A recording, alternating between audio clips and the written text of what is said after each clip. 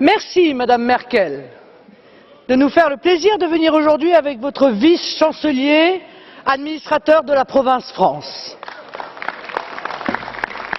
Monsieur le vice-chancelier, j'aurais aimé pouvoir vous appeler Monsieur le Président de la République, par respect pour votre fonction, mais pas plus que votre prédécesseur, vous n'exercez cette présidence. Un président de la République ne pourrait pas dire « le souverainisme, c'est le déclinisme », comme vous venez de le faire, parce que le président de la République est garant de la Constitution française et que le titre 1 de la Constitution française est de la souveraineté. Un président de la République ne peut ignorer avec constance les intérêts de la France. L'intérêt de la France, ce n'est pas de se soumettre aveuglément à une politique décidée à Berlin, Bruxelles ou à Washington. Son intérêt et votre devoir, c'est de défendre sa souveraineté. L'intérêt de la France, ce n'est pas de donner ce spectacle affligeant d'une France à la remorque de l'Allemagne sur la question migratoire. Quand, dans un geste parfaitement irresponsable, la chancelière Merkel dit qu'il faut accueillir 800 000 migrants à bras ouverts, vous applaudissez. Quand quelques jours plus tard, elle suspend Schengen et veut maîtriser ses frontières, vous applaudissez encore. Donnant de la France l'image désolante d'un pays à la dérive, titubant sur une question pourtant si essentielle à la sécurité, à la prospérité et à la défense de l'identité de la France. L'intérêt de la France, c'est aussi de ne pas abdiquer face au docteur Schäuble quand se décide la politique économique du continent, alors même que cette politique est synonyme de chômage massif, de précarité et d'effondrement de notre système de protection sociale. C'est au contraire de résister et d'empêcher la Grèce, les autres pays du sud de l'Europe, puis la France, de s'engluer dans une spirale austéritaire sans fin, dans le seul objectif de sauver l'euro et le modèle économique allemand de bas salaire. Vous venez tous deux ici en séance de rattrapage, car votre Union européenne est en train de s'effondrer, aggravant les assauts migratoires comme les assauts économiques et obligée de se maintenir par le chantage, la menace et l'intimidation. Votre modèle, c'est la vassalisation aux États-Unis, l'austérité, la concurrence déloyale, la surveillance massive des citoyens, le dumping social, la submersion migratoire. Je porte un autre modèle qui rassemble aujourd'hui les peuples d'Europe, celui de l'indépendance, de l'Europe des nations dans un monde multipolaire, du protectionnisme intelligent, eh oui, des libertés individuelles, de la défense de notre sécurité et de nos identités par l'arrêt total de l'immigration de masse. Ah, certains résumeront en disant que je suis l'anti-Merkel. J'en accepte l'augure. Je ne vous reconnais pas, en effet, Madame, le droit de disposer de nous dans une tentative absurde d'une domination allemande de l'Europe. La défense des intérêts allemands ne justifie pas la vassalisation des autres peuples d'Europe. Je suis dans cet hémicycle la voix des Européens libres, de nos peuples souverains qui se détournent de l'Union européenne parce qu'ils ont soif de nation.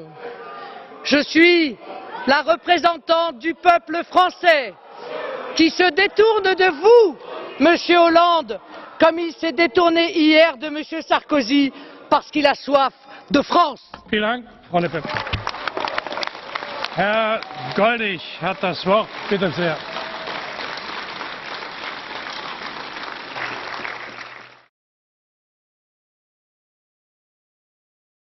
Monsieur le Président, je voudrais remercier tous ceux qui sont intervenus dans ce débat, qui, de ce point de vue, a été éclairant. Pourquoi sommes-nous là, la chancelière et moi-même? Pourquoi nous deux? Parce que nous serions les pays les plus peuplés d'Europe? Ce n'est même pas vrai. Parce que nous serions les principales économies? Sans doute. Mais parce qu'il y a eu deux guerres au cours du dernier siècle, qui ont opposé l'Allemagne et la France. Et c'est l'Allemagne et la France au lendemain de cette tragédie, qui ont voulu que l'Europe puisse se faire à partir de ce que le continent avait subi comme horreur. Et c'est la raison pour laquelle les responsables de nos deux pays, français et allemands, ont toujours voulu être à l'initiative de constructions européennes nouvelles. Ça a été le cas pour le général de Gaulle et Konrad Adenauer. Et nous avons ensemble, la chancelière et moi-même, rappelé ce qu'avait été le traité de l'Élysée. Puis ça a été François Mitterrand et Helmut Kohl, pas seulement eux d'ailleurs, qui ont fait franchir à l'Europe des étapes nouvelles. Alors c'est pour ça que nous sommes ici, en fidélité par rapport à l'histoire et aussi par rapport aux responsabilités qui doivent être les nôtres. Vous avez voulu évoquer ce que pouvait être l'avenir de l'Europe, les uns les autres. Cet avenir, il doit être celui du renforcement de l'Europe. Il y a plusieurs voies, et elles ont été évoquées ici d'une façon ou d'une autre. Il y a la voie de l'entre-deux, ce que nous connaissons, d'en rester là, avec une Europe à 28 qui n'est pas facile à diriger, qui n'est pas facile ici à organiser la délibération. Une Europe à 28, moi j'en ai l'expérience maintenant depuis 3 ans, moins que la chancelière Merkel. Mais les décisions que nous prenons au Conseil européen sont des décisions à l'unanimité. Et quand bien même la France et l'Allemagne seraient d'accord, et faut-il encore y parvenir, il faut convaincre les 26 autres. Et sur la Grèce, sur les réfugiés, c'est à 28 que nous avons décidé, et pas à 2. C'est à 28 que nous avons pris la responsabilité et de l'asile, parce que nous sommes ici européens, et que nous avons des valeurs et des principes, et que nul ne peut, d'ailleurs en vertu de conventions internationales qui vont bien au-delà de l'Europe, interdire à ceux qui sont en fuite, qui sont obligés de se protéger, d'être accueillis ici en Europe. Et ceux qui s'y refuseraient ne manqueraient pas simplement à l'honneur d'être européens, mais tout simplement à leur devoir devant la communauté internationale. Nous agissons à 28. Et il y a donc, face à cette Europe qui a du mal à décider, 2 voies possibles. La voie du renforcement, et c'est celle avec laquelle, je pense, Madame Merkel et moi-même, nous voulons travailler avec vous, parce que rien ne se fera sans le Parlement européen. La voie du renforcement dans la politique étrangère et de sécurité commune, elle a été évoquée par plusieurs. Parce que s'il n'y a pas une politique européenne face à ce qui se passe en Ukraine, face à ce qui se passe en Syrie, au Moyen-Orient, face à ce qui se passe en Palestine, face aussi aux grands continents, aux grandes puissances, mais quelle nation, même la France, pour laquelle je n'ai pas du respect, mais je sais la grandeur, même la France ne pourra pas seule décider pour le reste du monde. Donc nous avons besoin de l'Europe, et d'une Europe beaucoup plus forte qu'elle n'est aujourd'hui, à condition qu'elle prenne, elle aussi, des responsabilités. Et la première des responsabilités, quand on veut avoir une politique étrangère, la première des responsabilités, et elle n'est pas facile, et je sais qu'ici, nous pouvons avoir des débats, c'est la politique de défense commune. Et si nous voulons être une puissance indépendante, nous devons avoir cette politique de défense commune. Pour l'instant, c'est souvent la France qui prend l'initiative, qui envoie ses armées, qui envoie en Afrique pour éviter le pire un certain nombre de nos soldats. Puis ensuite l'Europe nous rejoint, et tant mieux, parce que s'il n'y avait pas l'Europe au Mali, s'il n'y avait pas l'Europe en Centrafrique, il y aurait encore aujourd'hui des massacres.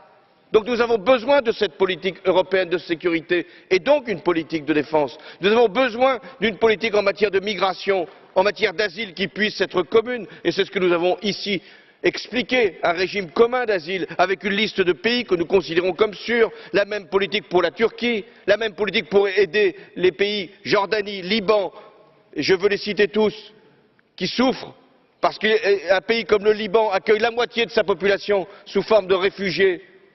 Alors nous avons ici ce devoir de porter cette politique d'asile, de raccompagner celles et ceux qui, venus ici pour des raisons économiques, n'ont pas le droit de rester sur notre continent. Et nous devons le faire avec dignité et avec fermeté et ensemble.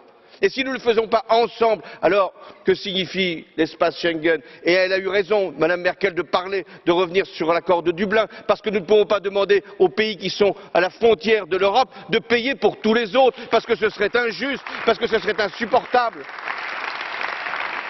Alors, si on ne veut pas de l'entre-deux, et ce que nous vivons depuis peut-être trop d'années, si nous ne voulons pas du renforcement de l'Europe, alors il n'y a qu'une voie, et elle a été entendue, moi j'ai entendu ce qu'a dit M. Farage. La seule voie possible pour celles et ceux qui ne sont pas convaincus de l'Europe, c'est de sortir de l'Europe, tout simplement. Il n'y a pas d'autre voie, et celle-là, elle est terrible, mais elle est celle finalement de la logique de sortir de l'Europe, de sortir de l'euro, de sortir de Schengen, et même, si vous pouvez, de sortir même de la démocratie, parce que parfois, en vous entendant, je me pose cette question. Est-ce que vous vraiment, vous voulez participer à un espace commun? Eh bien,